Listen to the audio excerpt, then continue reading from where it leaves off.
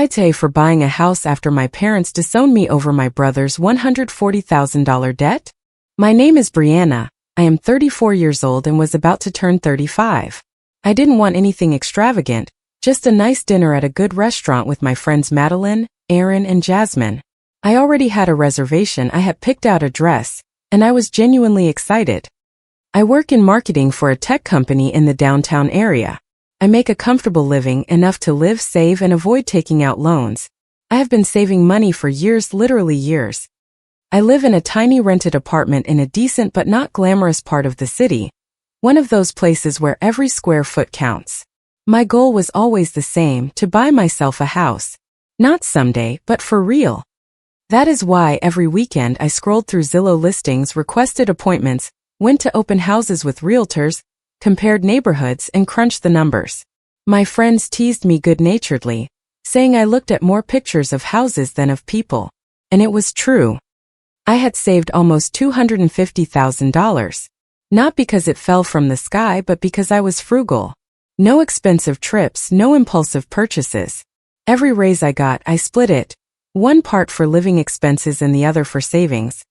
I also saved my work bonuses and, for a long time, kept my rent relatively low to get ahead. My family is a complicated story. There are my parents and my older brother, Gabriel. He is 37, married to Olivia, and they have 2 children. Aria, who is 8, and Lucas, who is 6. Gabriel was always the favorite, the golden boy, the one who did everything right, even when he did it wrong. If Gabriel was late, it was because he had 1,000 things going on. If I was late, it was, what a lack of responsibility. As a little girl, I quickly learned how the dynamic worked.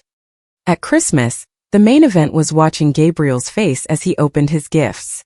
At family dinners, the conversation revolved around Gabriel's grades, Gabriel's girlfriend, Gabriel's future.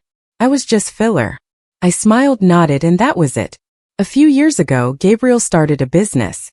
He said he opened a consulting firm. I never fully understood what it was, but he was always talking about contacts, projects, and how he was on the verge of a big break. My parents were fascinated. They lived to show off their entrepreneur son. Meanwhile, there I was with my stable job, my savings, my discipline, and to them it was like nothing. Barely an, oh, that's good. 2 weeks before my birthday, I was texting with my friends about what we were going to order for dinner when my phone rang. It was my mom. Hello, Brianna. How are you? Struck me as odd. My mom doesn't call just to chat. When she calls, there is always a reason. I'm good, Mom. What's up? Your dad and I were talking, and we'd like you to celebrate your birthday here at the house this year, as a family. Something quiet. I paused. My first thought was, seriously? Last year they completely forgot. I called them 3 days later to ask about my dad's recovery, and only then did my mom say, oh, that's right. Belated happy birthday. And now they wanted to celebrate me. Mom, I already have plans. I made them with my friends. We're going to dinner at a new place that just opened. But honey, we're really looking forward to it. Your brother Olivia and the kids will be here. We want to be together. To be together. What a curious phrase, one they never used when it came to me. But my mom was insistent, almost nervous, as if she genuinely wanted this. And though it pains me to admit it, the part of me that still craves my parents' genuine attention won. Okay. I blurted out. Fine, I'll be there. I hung up and immediately called Madeline. Change of plans, I told her. Your family again, she said, her voice tinged with annoyance. Brianna, you know what they're like. When have they ever put you first? Maybe this time is different, I replied, trying to convince myself. It's just a birthday. Maybe they're changing. Madeline sighed. Okay, but I'm keeping my Saturday free in case you need an escape plan, or if you call me crying. Whatever you need. The 2 weeks flew by. When Saturday arrived, I got ready as if I were going on an important date. I wore a blue dress that Olivia had once complimented. I styled my hair, applied some subtle makeup, and bought a beautiful chocolate cake with a rich filling from a nice bakery. Cost me $60-something. I looked at it and thought, at least this will be a nice gesture. On the way to my parents' house in the suburbs, I felt that horrible mix of hope and dread, the feeling you get when you know something could go wonderfully, but it could also go terribly wrong. It was Saturday afternoon, so traffic was heavy, but nothing like a weekday rush hour.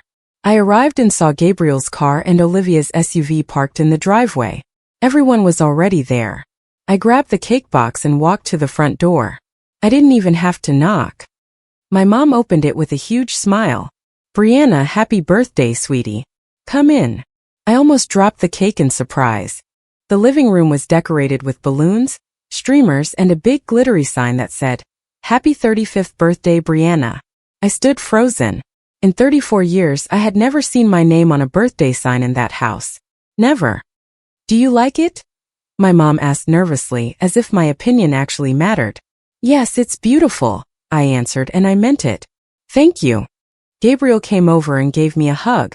"Happy birthday, sis. You look great." Olivia emerged from the kitchen with the kids clinging to her legs. "Happy birthday, Aunt Brianna," said Aria. Lucas shyly repeated her. "We helped with the decorations," Olivia said, as if she were doing me a massive favor. I felt a lump form in my throat, not because of Olivia, but because for the first time it felt like they were genuinely celebrating me. "I brought cake," I said, lifting the box. "What a nice thought." My mom took it from me. "I'll put it in the kitchen. Come on, sit down. Dinner is almost ready." And then I smelled it. All my favorite foods. There was pot roast, mashed potatoes, green beans, and warm dinner rolls, dishes my mom hadn't made in years. The table was set with the fine china, the set they only used when they wanted everything to be perfect. We sat down and my dad raised his glass. "To Brianna. Happy 35th. We all toasted.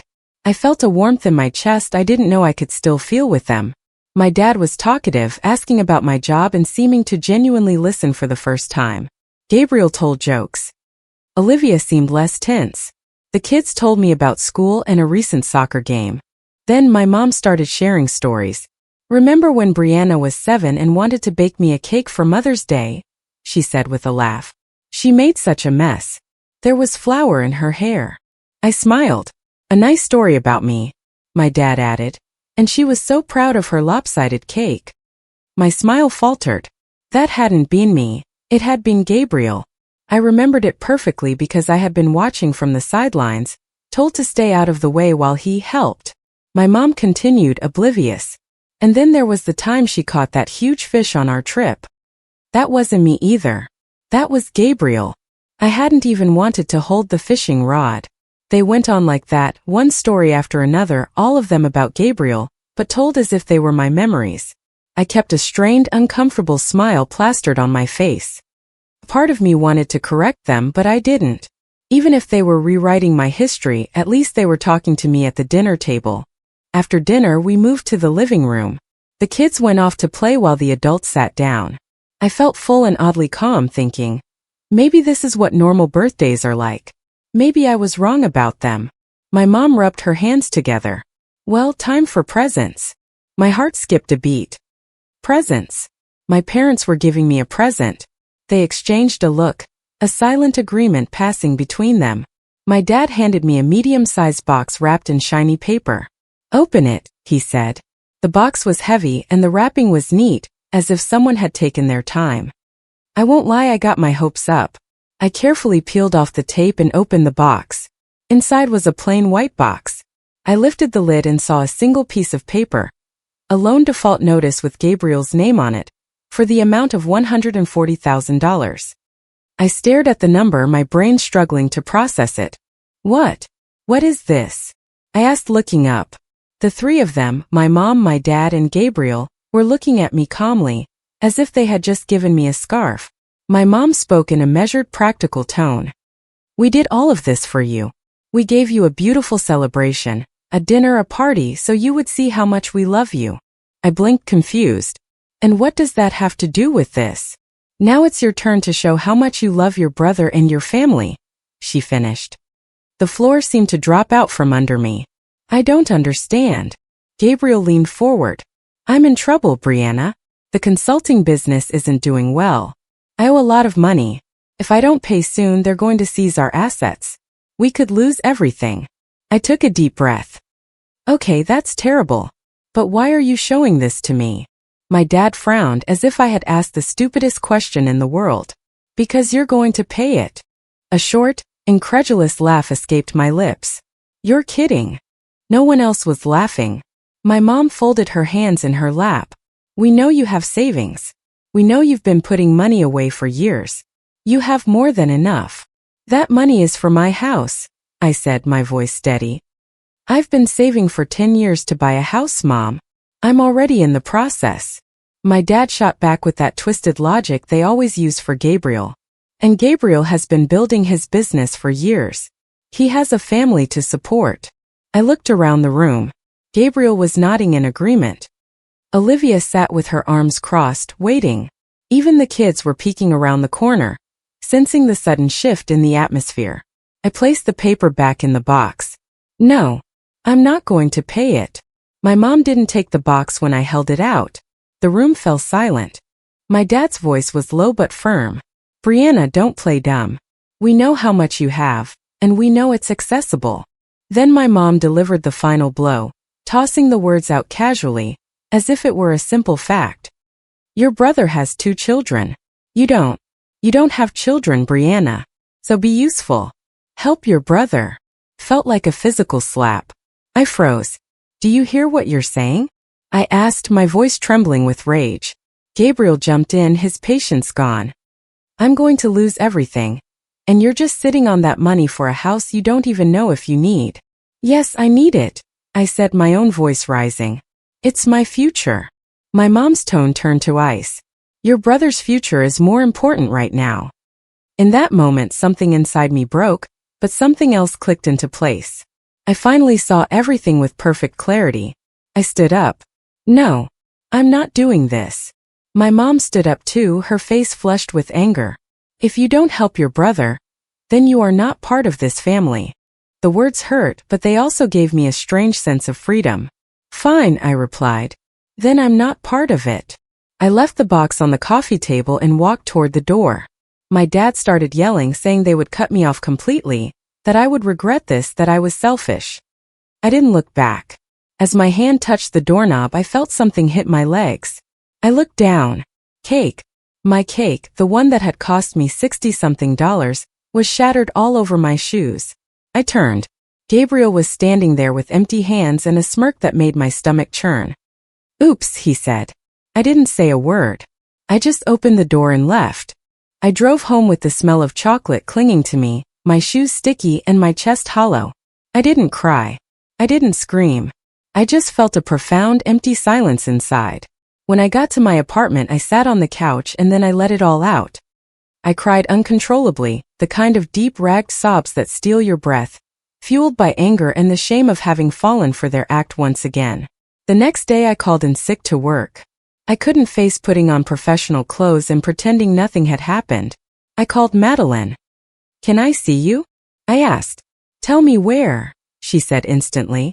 We met at a quiet cafe near my office. She was already there when I arrived. One look at my face and she ordered me a coffee without a word. Okay, she said gently. Let it all out. I told her everything. The decorations, the food, the fake stories, the gift. When I got to the part about the cake, Madeline's grip on her mug tightened. He did that to you? Seriously? I nodded. And no one stopped him. Madeline shook her head. Brianna, this isn't favoritism anymore. This is abuse. They're trying to use you. Aaron and Jasmine showed up about 20 minutes later. Madeline had texted them. They both dropped everything to be there. I told the story again and they were furious.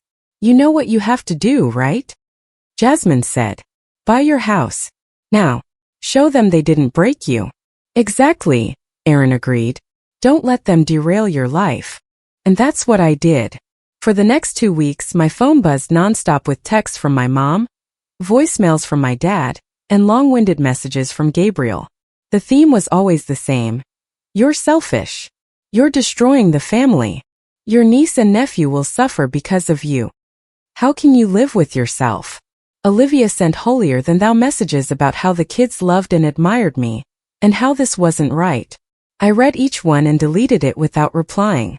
It wasn't about being cold. It was about being exhausted. I had finally decided I would no longer debate my right to my own life. I called Rebecca, my realtor friend. I'm ready, I told her. I finally want to buy. She sounded thrilled. I just saw something you might like. That same day she took me to see it.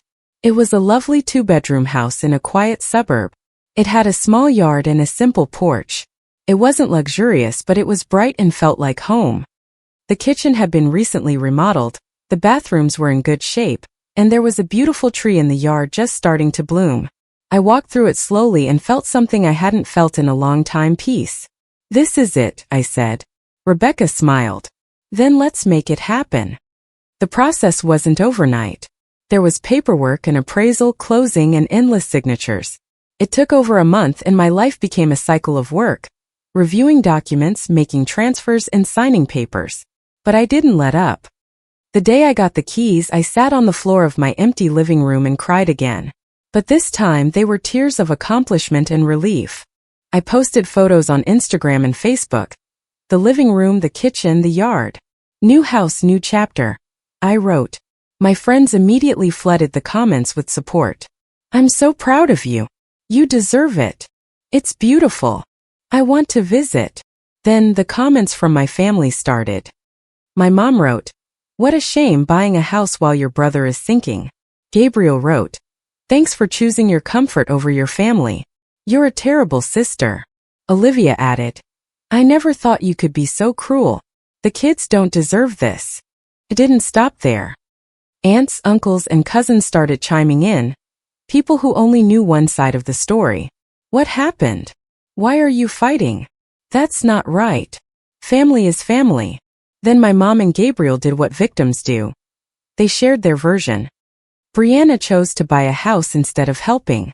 Some people only think of themselves. So disappointed. They were painting me as a monster, but no one knew what they had done. A pure, clarifying rage took hold of me.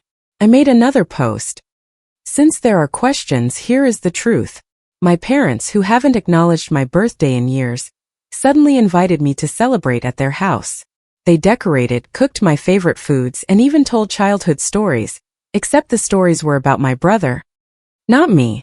When it was time for my present, they handed me a $140,000 loan default notice in my brother's name and demanded I pay his debt with my life savings. When I refused, they told me I was no longer part of the family. And my brother threw the cake at me as I was leaving. That is the full story. The reaction was immediate.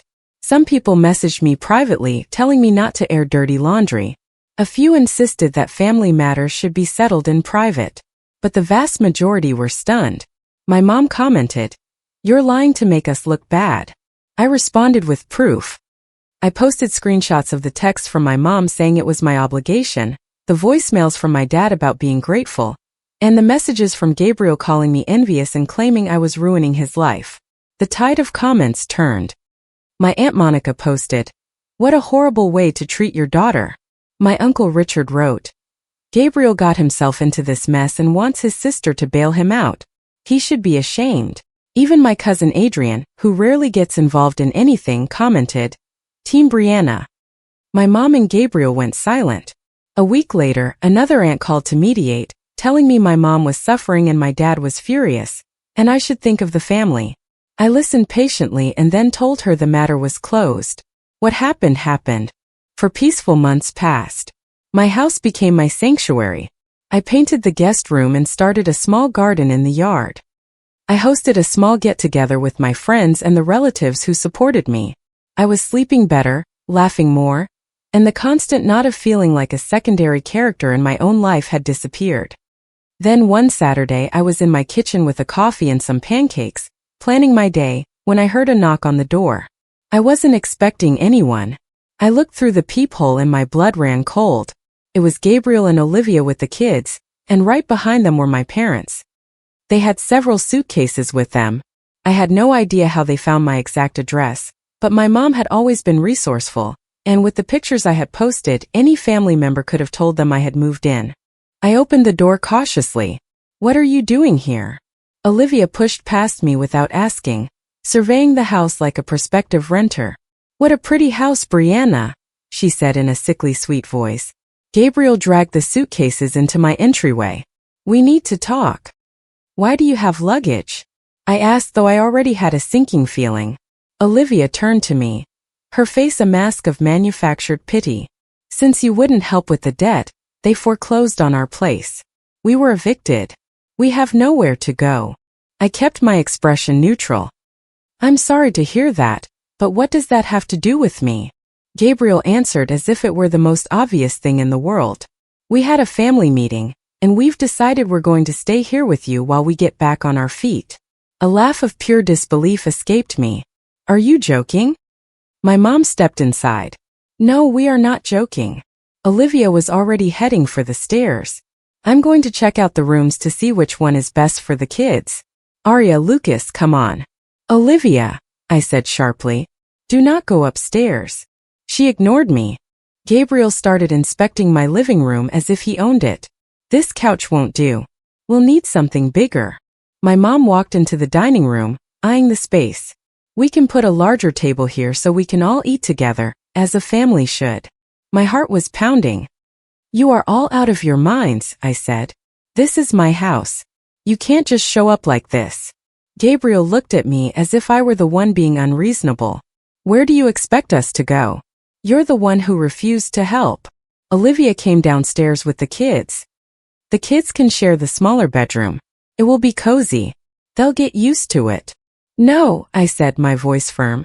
No one is getting used to anything because no one is staying. My mom used the same authoritarian tone she used when I was a child. Brianna, go make everyone something to eat. They've had a stressful day. That was the last straw. I am not making food for anyone, and you are all getting out of my house right now. They acted as if they hadn't heard me. Gabriel was already moving my furniture. Olivia was opening my kitchen cabinets. The kids were running upstairs. My parents were discussing where to put their things. I walked into my kitchen, pulled out my phone and dialed 911. Hello, I have several people in my house who entered without my permission and are refusing to leave. I've asked them to go multiple times. The dispatcher said they would send a patrol car. It took them about half an hour to arrive. In the meantime, I stood near the front door, phone in hand, making sure they couldn't corner me. When the police finally knocked, Gabriel opened the door before I could get there. Officers, he said with his most charming smile. Just a small family misunderstanding. One of the officers looked past him to me. Do you live here, ma'am? Are you the homeowner? Yes, I said. I'm Brianna. This is my house. They showed up unannounced, let themselves in and won't leave. The officer asked for my ID. I showed him my driver's license. Then I pulled up a digital copy of the deed on my phone, along with a recent utility bill in my name for that address. My mom immediately started to cry as if on cue. We're her family, officer. We just need a place to stay. The officer addressed me directly, his tone all business. Ma'am, do you want these people to leave your property? Yes, immediately. The other officer turned to my family. Then you need to collect your things and leave. If you fail to comply, this will become a legal matter. Olivia gasped indignantly. But we're family. That doesn't matter, the officer replied. If the homeowner says no, it's no. Gabriel became agitated. This is ridiculous. She's overreacting. The officer was firm. Sir, I need you to lower your voice and gather your belongings. The tension was thick. Gabriel wanted to argue. Olivia tried to guilt-trip them. My mom cried. My dad, as usual, stood silently in the background, hoping the chaos would work in his favor. It didn't. Under the officer's supervision, they began to move the suitcases back outside. The kids came down quietly. Olivia muttered under her breath. My mom kept repeating, "What an ungrateful daughter." As they were finally all outside, my mom turned and screamed at me, "You're a traitor. You betrayed your own family." I didn't respond. I just watched them get into their cars and drive away. I shut the door, locked it, and felt my hands tremble, not from sadness but from adrenaline. The very next day I had the locks changed, installed a security system, and put up cameras. I was done taking chances. 2 weeks later, my cousin Adrian told me that Gabriel, Olivia, and the kids were living with my parents. They were all crammed into the house, annoyed and constantly fighting. Everyone was sick of hearing them complain about how I was the bad guy. And the best part? Almost no one believed them anymore. Adrian said that at a recent family barbecue, Gabriel started on his usual rant about how I had ruined his life, and my Uncle Richard cut him off. "You ruined it yourself," he told him. "Stop blaming your sister." Even Olivia's parents, according to Adrian, had told Gabriel they wouldn't give him any more money and that he needed to take responsibility for his actions. As for me, I was doing great. I loved coming home to a house that was truly mine. I loved opening the door and knowing peace was on the other side. I planted more flowers, hung new curtains, and had my friends over for dinner. For the first time, I even started thinking about getting a dog. I never spoke to my parents, Gabriel or Olivia again, and I have no plans to. They showed me exactly who I was to them. A bank account, a quick fix, someone to be used. I'm not playing that game anymore. Sometimes people ask if I regret not paying the debt if I miss my family. The answer is no. People who throw a fake party to manipulate you, who demand your life savings, who tell you to be useful because you don't have children, and who then throw a cake at you don't love you. That isn't family. Real family doesn't treat you like an ATM and then call you selfish for saying no. Comment. Reflecting on this story, I hope you feel empowered. Setting boundaries is not an act of selfishness, but rather an act of protecting yourself. You are never responsible for the consequences of someone else's choices. True kindness comes from a place of genuine care, not from a sense of obligation or guilt. Your peace and wellness hold immense value. Sometimes choosing that peace means making difficult decisions and letting go of whatever hurts you.